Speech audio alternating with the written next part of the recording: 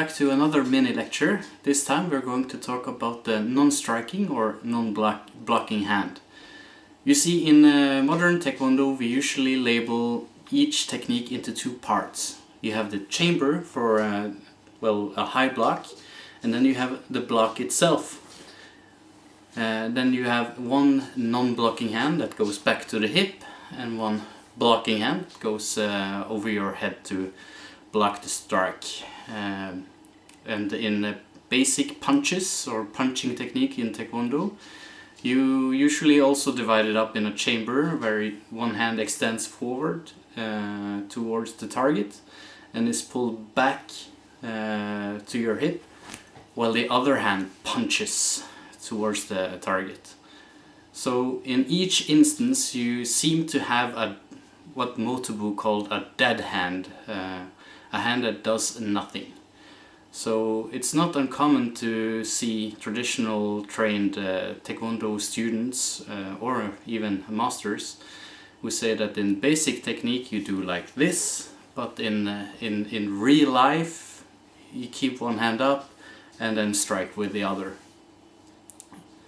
Also in blocking you will see the same thing, where the traditional block is discarded and a shortened form where you just block high, or this applies to all the blocks, is done instead in real life. So the basic technique is discarded once we are going to apply it for real.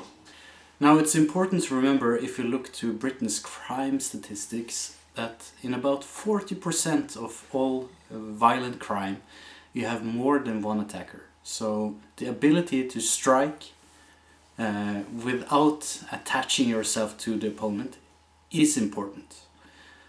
So I'm not saying that you should never strike, that you should only strike with a pulling hand. I'm just saying that in the pumse the pulling hand is used, but it's also important, very important, to practicing striking without the pulling hand. The important part is that we need to be aware of what we're doing at all times. If we're doing a drill where we are using the pulling hand in an active way, do so. But if you're not using it in an active way, keep it up. Now when you do a basic strike, the hand that does nothing does a very important job, or several important jobs. You see, your first punch, if you're doing a preemptive strike in a self-defense situation, you will probably do it from some kind of fence. So you have your hands up in a, whoa, I don't want to fight. And then you power slap the attacker and flee. Now if you need to follow up with additional strikes, you have to take into consideration how the attacker might react to your first preemptive strike. So the common thing to do when you get struck in your head is to cover up. Wow! Because there's not very many people that like to be punched in the head or slapped. So once the hand comes up, you need to create an opening, and this is where the pulling hand really shines. So you punch or slap or whatever, the opponent covers, so the other hand comes up, pulls the defensive hand, the guard of the opponent or the obstructing limb, back to create an opening, and then you punch in the opening that you created. So you can use that for the reaction of the opponent, the covering up, but you can also use it offensively if you're in a sparring match or in otherwise a dueling scenario where the other one has his hands up and you want to work around his hand to create an opening. The traditional punch allows you to make your own opening instead of waiting for the opponent to open up for your attack. So in essence you grab his guard, pull it away, and while pulling you also strike. In the forms you usually do the normal straight punch, but we also have a dolio chirurgi in Taekwondo, which you can also use in conjunction with the pulling hand back to your hip. In the basic blocks, the way I view the basic blocks is as defensive techniques. I don't like the translation of maki. The block translation of maki, it limits your thinking. But defensive techniques, on the other hand, is a better way to describe what they're doing, which is in essence everything from a parry to, well, if your opponent blocks you, you can use many of the maki to gain an advantageous position and continue your attack from there. That is why in Kuki Taekwondo at least, most maki will go on the outside of the pulling hand. In many older styles you will see from the inside instead.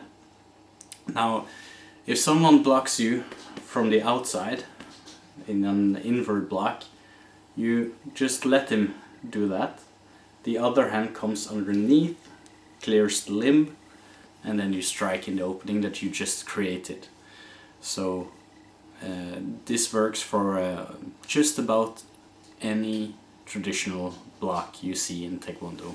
You have the Bakat Maki, the Ungul Maki, just about any kind of blocking variation that you see in Taekwondo can be used in this fashion. And if you're blocked from the inside, just continue the motion and follow his arm, capture his arm, and do a knife hand strike while you also take control of his arm. So you punch, he blocks, you follow his arm and do a strike.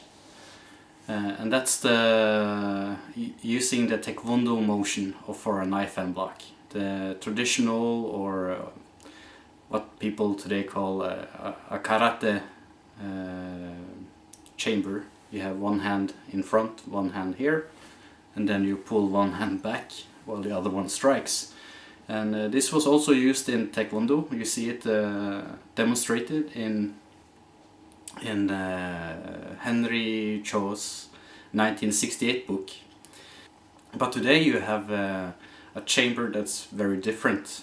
Instead of one hand into the front, one hand here, and do a pull and strike together, you have both hands to the back of the practitioner, and you do the block from there. So it's a very different chamber.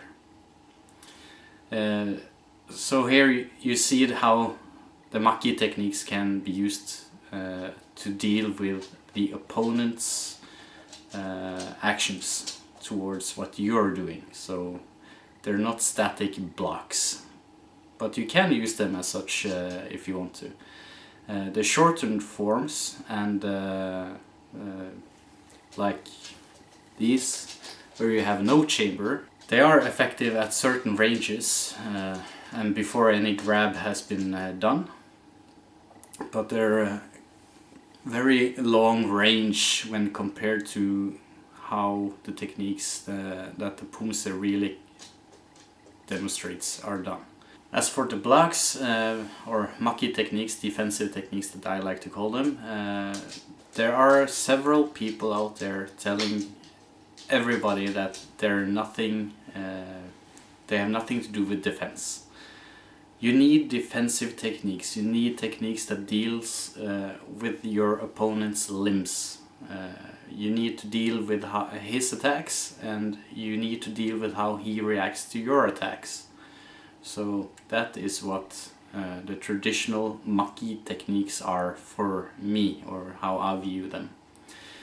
The pulling hand also solves the problems with the very telegraphed huge techniques in the traditional Taekwondo. In Taek Samjang you see the Hansonal Mokchigi, which one hand goes to the front, one hand up to the side, and you do a large swing and strike the side of the neck. And you do this twice in that form.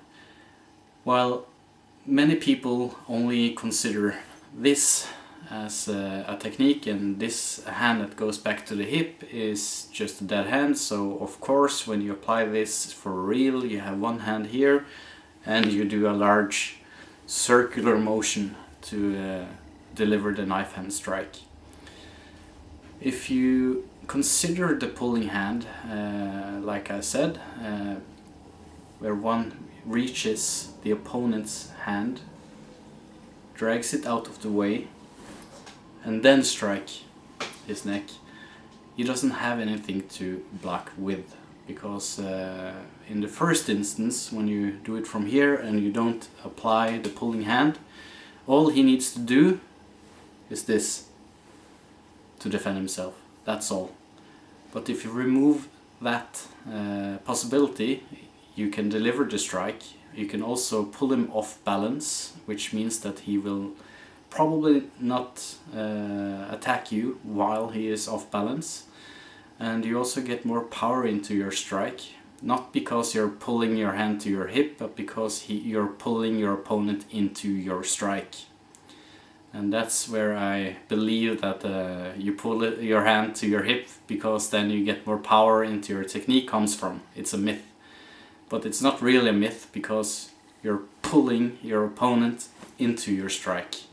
And when two objects meet, where one is doing the movement, you get some power. But if they're both traveling towards each other, which is what you're doing when you're pulling him back to your hip, you get more power. And also, as a bonus, the power doesn't disappear when you're striking your opponent and you're not holding him. You are pushing him a little bit. When you're pulling him towards you while you're striking him, you are minimizing that loss of power. You can deliver more power into your opponent, and that's what we are wanting to achieve with all of our techniques. I think that's it for now. So I'll see you again, I hope. And if you haven't already, please subscribe to my channel, or maybe share this video with someone that you know that likes Taekwondo.